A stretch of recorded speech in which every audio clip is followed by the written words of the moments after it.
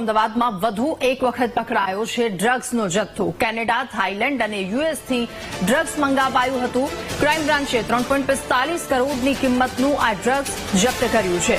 Foreign પેસ્ટલની ઓફિસમાંથી ડ્રગ્સના parcel મળી આવ્યા હતા, ત્યારે વિદેશમાંથી ડ્રગ્સ મંગાવ્યું હોવાની માહિતી સામે આવી છે। 3 કરોડથી વધારેની કિંમતનું ડ્રગ્સ જપ્ત કરવામાં આવ્યું। વધુ માહિતી મેળવીશું। સંવાદદાતા અનિતા આપણી સાથે ફોન લાઈન પર જોડાયા છે। અનિતા, ડ્રગ્સ ઝડપી પાડવામાં આવ્યું છે, શું અપડેટ?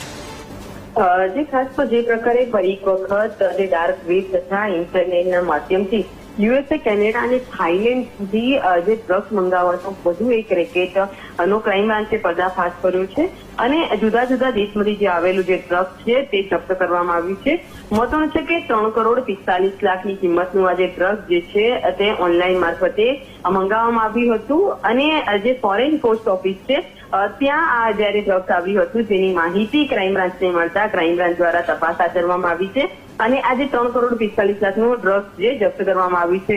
ખાસ કરીને જે હાઇબ્રિડ ગાંજો, ચરસ, એમ્બક્સ અને કેનાબિન ઓઇલ સાથે આઇસોપ્રોપાઇલ નાઇટ્રેટ નામનું આ જે ડ્રગ્સ હોવાનું અત્યારે હાલ તો ખોલ્યું છે। આ ડ્રગ્સ કોને મંગાવ્યું હતું અને કોને આપવાનું હતું તેને લઈને હાલ ક્રાઇમ બ્રાન્ચની જુદી જુદી ટીમો તપાસ કરી રહી છે, પરંતુ અગાઉ પણ કરોડો રૂપિયાનું ડ્રગ્સ આ પ્રકારે ફોરેન પોસ્ટ ઓફિસ મારફતે આવ્યું હતું, જ્યારે ફરી એક વખત આ કરોડોનું ડ્રગ્સ મળી આવતા સમગ્ર મામલે હાલ તો તમામ ડ્રગ્સ જે છે તે એફએસએલમાં મોકલવામાં આવ્યું છે અને જે ડ્રગ્સ મંગાવનાર જે ડ્રગ્સ માફિયા છે તેને લઈને પણ તપાસ કરવામાં આવી રહી છે। જી અનિતા, આભાર આપનો વિગતો સાથે જોડાવા બદલ।